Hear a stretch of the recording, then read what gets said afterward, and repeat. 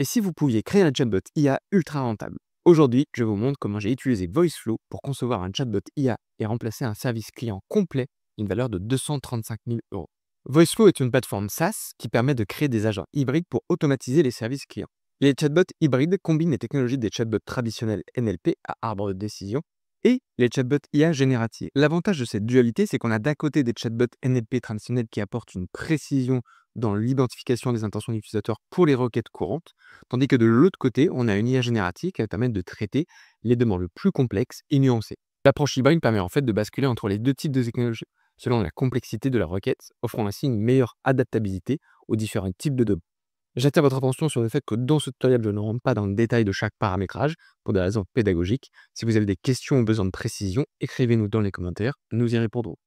Pour cette démonstration, je vais utiliser un compte gratuit. Donc l'intégralité de ce que je vais vous présenter, vous pourrez le reproduire chez vous.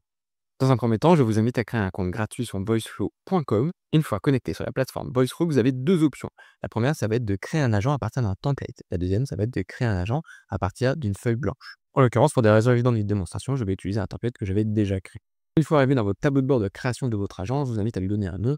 Au niveau des différents onglets, vous allez retrouver l'onglet principal Contenu. On va revenir en détail dessus. Deuxième onglet, c'est la partie intégration. C'est là où vous allez pouvoir intégrer votre chatbot directement dans votre site web. Troisième onglet, c'est la partie publication. C'est là où vous allez gérer différentes versions de votre chatbot. Quatrième onglet, c'est la partie transcrite. Donc, c'est les différentes interactions qu'il y a eu avec votre chatbot. Cinquième onglet, c'est la partie analytique. Vous allez retrouver tous les indicateurs d'usage de votre chatbot. Et enfin, cinquième onglet, c'est la partie paramétrage. Vous allez retrouver notamment le nom que vous allez donner à votre chatbot. Première étape, ça va être l'injection de votre base de connaissances dans votre chatbot. Donc, en l'occurrence, vous voyez, j'ai déjà injecté une base de connaissances pour en ajouter une nouvelle qui est en haut à droite sur Add Data Source. Vous avez différentes options, l'ajout d'URL, de sitemap, l'upload de fichiers PDF, texte, doc, du texte en direct et même un connecteur avec Zendesk. Petite astuce, là où j'attire votre attention, c'est si vous cliquez sur la partie sitemap. Sitemap, en fait, ça va vous permettre d'intégrer toutes les pages d'un site dans son intégralité. Donc, exemple, si je prends noflow.fr et que j'intègre donc son sitemap, généralement, c'est toujours le nom de votre site, enfin, l'URL de votre site avec /sitemap.xml et que je clique sur continuer. Ici, il va me récupérer l'intégralité des URL de mon site web. Là, vous avez compris le principe. Si vous avez un site web avec beaucoup plus de pages, vous allez pouvoir du coup directement scraper et intégrer directement toutes les pages de votre site web dans votre base de connaissances. Deuxième élément important dans cette partie base de connaissances, vous avez en haut à droite quand vous cliquez sur les paramétrages, la notion de modèle qui est utilisée donc pour récupérer l'information directement dans la base de connaissances. Si vous voyez, c'est par défaut sur Claude 3.5 IQ.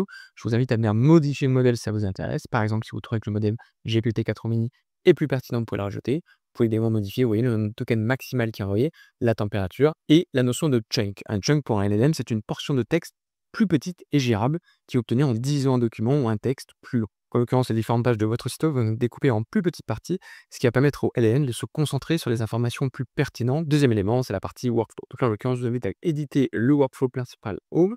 Ici, ce que j'ai fait, c'est que j'ai déjà préparé un workflow pour des raisons pédagogiques. Donc, c'est ce workflow, vous voyez à l'écran, qui me permis d'automatiser des services clients allant de 3 à 5 personnes. Pour construire votre workflow, c'est relativement simple. Vous faites du drag and drop avec les différents composants que vous voyez sur la gauche, qui est la partie talk, qu'on va retrouver tous les messages, les prompts, les images, etc.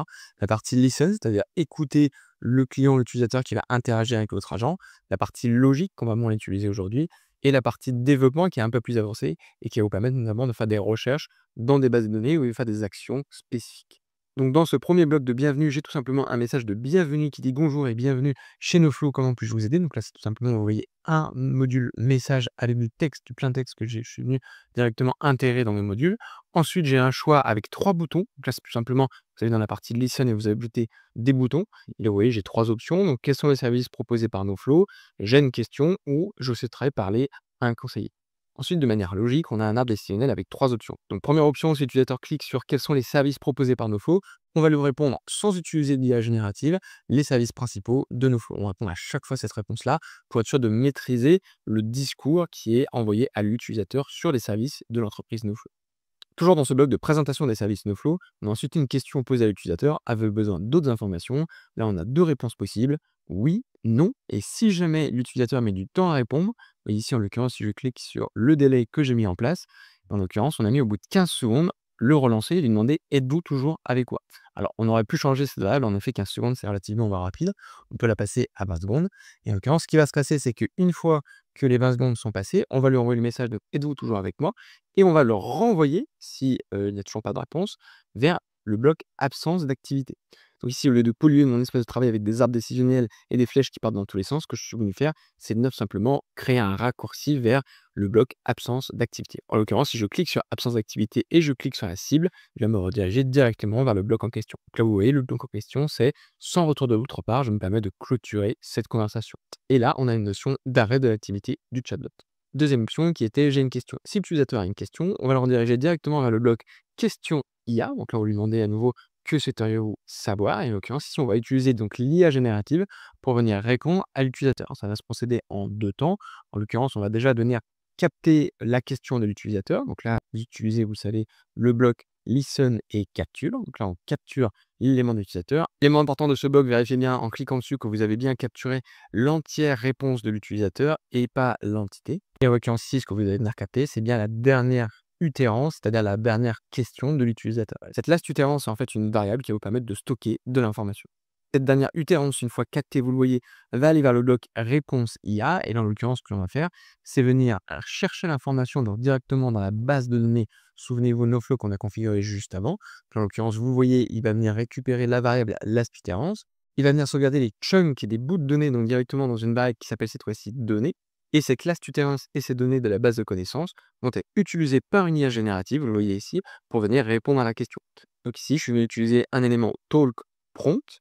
Si je rentre dedans et si j'édite mon prompt, je vais venir pouvoir configurer mon IA générative. Et en l'occurrence, je vais venir définir mon prompt système, vous voyez ici, avec le ton que je vais employer, le nom utilisé par l'IA générative. Et je vais également rajouter un prompt user. Vous le voyez, je vais utiliser les deux éléments qu'on a mis précédemment récupérés, c'est-à-dire la dernière question de l'utilisateur ainsi que le données qui ont été récupérés de la base de connaissances. En cliquant sur Settings, je peux aussi venir configurer le LLM, le modèle LLM que je vais pouvoir utiliser. En l'occurrence, ici, je suis venu utiliser le même modèle qui est utilisé pour la base de connaissances, GPT-4 mini. Et vous pouvez également venir modifier la température et le nombre de tokens maximales qui sont envoyés. Troisième et dernière option du bloc bienvenue, c'était la partie je souhaiterais parler à un conseiller. Et là, en l'occurrence, encore une fois, on n'utilise pas d'IA générative comme la première option.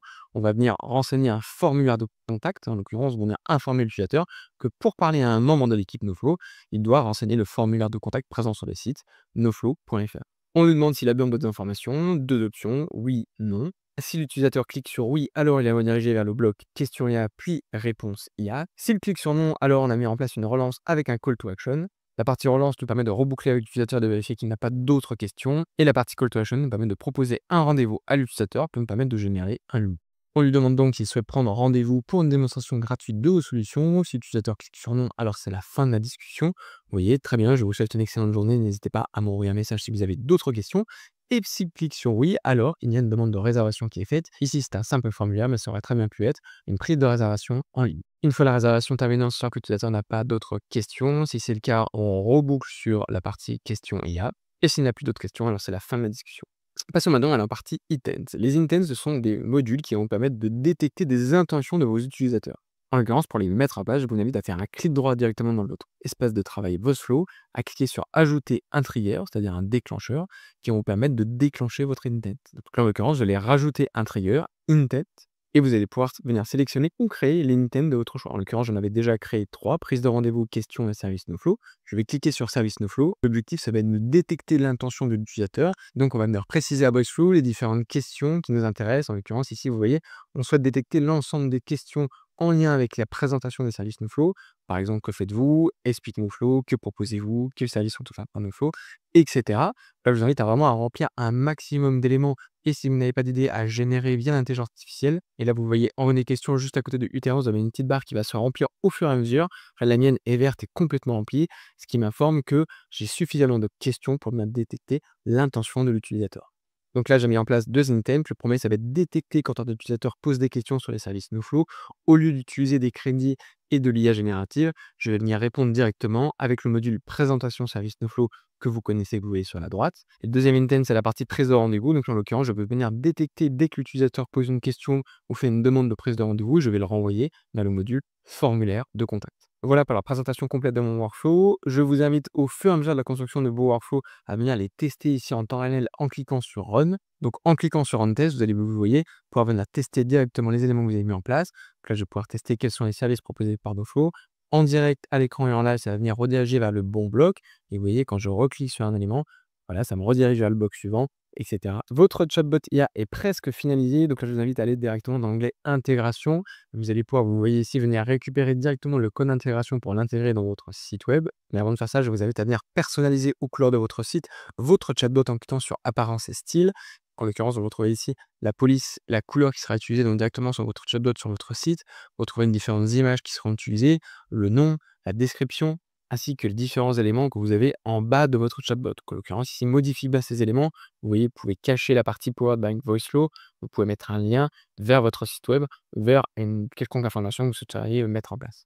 Ça y est, on va pouvoir venir tester notre chatbot. Ce qu'on va faire, c'est déjà venir tester le prototype. Pour ce faire, on va aller dans le workflow, on va cliquer en haut à droite sur Share Prototype. Et là, en l'occurrence, vous voyez, vous allez même pouvoir venir personnaliser votre prototype.